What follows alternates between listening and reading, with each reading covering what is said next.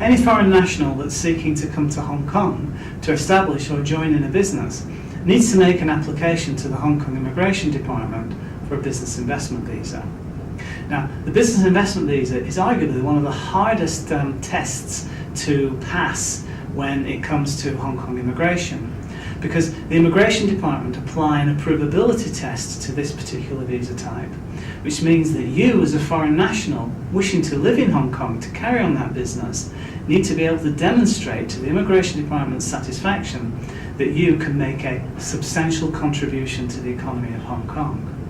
Now, going about demonstrating that you can make a substantial contribution to the economy of Hong Kong means that in the context of your business plan, you need to be able to show, firstly, that you have the potential to create local employment opportunities. Not straight away, but certainly within the first 6 to 9 months, there's an expectation that at least one job will be created that will be available to local people.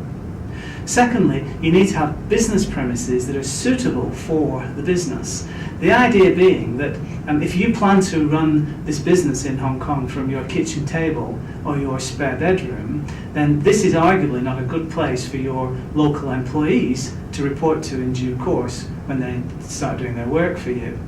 Therefore, you do have to have suitable business premises. Now, you can start off, for example, with a co-working space or a virtual office, but in due course, the idea that you can somehow run your business from premises ultimately on the dirt cheap, or indeed without any formal investment in suitable business premises, will mean that your application is arguably slated for failure. So that's the second leg of the approvability stool. The third leg of the approvability stool breaks down into two parts. Both are resources, which have cash resources and non-cash resources. Literally, the million-dollar question for Hong Kong investment visa is, how much cash should you really be showing to the Immigration Department?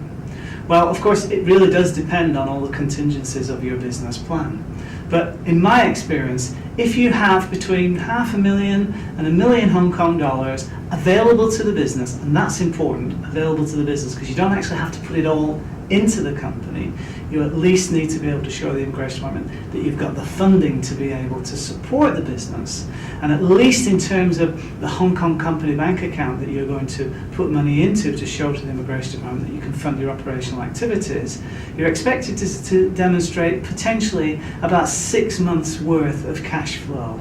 So if you can put that much money into your Hong Kong company bank account, and it doesn't have to be by way of share capital, it can in fact be indeed loan capital if that's what you prefer, but in addition to the 6 months worth of operating cash that you put into the company bank account, you need to show that you've got the remaining cash available to you, standing in your own name. They've got to be readily accessible funds, so having a property that you might need to sell typically won't pass muster with the department. But if you've got anything that's reasonably convertible into cash in the short notice, then that's going to suffice for the purposes of the cash element of the resources limb of the approvability test. But on the other hand, the other resources, the non-cash resources the department are looking for, are principally all the kinds of things that you have in play that are driving you to make the decision to invest in the Hong Kong business in the first place. In this regard, it can be, for example, a working prototype, it could be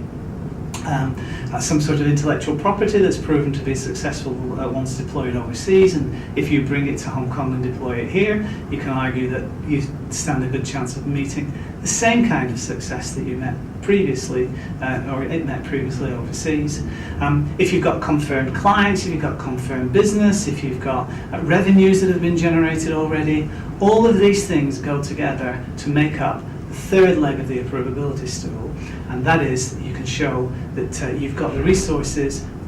to allow you to go on to make a substantial contribution to the economy of Hong Kong. So if you've got all of those three things present and you submit an application to the Immigration Department, you'll find that the 4 to 6 months that it takes for the Immigration Department to consider your application and then give you the result on it affords you the time that you need to be able to create the new facts on the ground and be able to demonstrate that by the time the Immigration Department are ready to finalise your application, you are indeed making a substantial contribution to the economy of Hong Kong. Now, one final point which raises its head all the time in relation to investment visas is what I've called the catch-22, which is you come to Hong Kong as a visitor, you haven't got the permissions to join in this business, you make an application to the Immigration Department, and you find that the Immigration Department are asking for things that suggest that you've already joined in this business, that you are in fact creating those new facts on the ground that the Immigration Department need to be able to be satisfied that you are able of actually making that substantial contribution to the economy of Hong Kong. So this is the catch-22. How can you on the one hand fulfill the requirements of the Immigration Department to show you can make a substantial contribution to the economy of Hong Kong, and how can you dovetail that into the reality on the other hand that you don't actually have the immigration status to be able to do that? The way it works is the Immigration Department understand this problem, and therefore, because they don't want to throw logs at the feet of entrepreneurs, they effectively engage in a kind of no-ask, no-tell policy, whereby so long as you have an application in the system, they will effectively close their eyes to any prospective or indeed actual breach of conditions of stay, because in the final analysis it's the Immigration Department ultimately determine whether they should prosecute for breach of conditions of stay, and when they can see that you've empowered them to take a view as to your particular investment activities in Hong Kong, even though you've got a visitor visa, so long as you've got an application in the system, in my experience of 20 years of practicing Hong Kong immigration law, the Immigration Department forbear to prosecute. So the final message is you can make an application whilst you're in Hong Kong as a visitor, creating new facts on the ground. The Immigration Department will effectively enable you to do that whilst not actively and positively endorsing you to be able to do it. But once they've gone through the process of assessing your entire application and seeing the progress that you've made over the course of the 4 to 5 to 6 months that it takes for them to finalise the application, you'll get the approval that you're looking for. Finally, everything that you need in order to work efficiently and effectively and constructively on a Hong Kong investment visa application is available on our website 100% free of charge. You can find it at hongkongvisahandbook.com.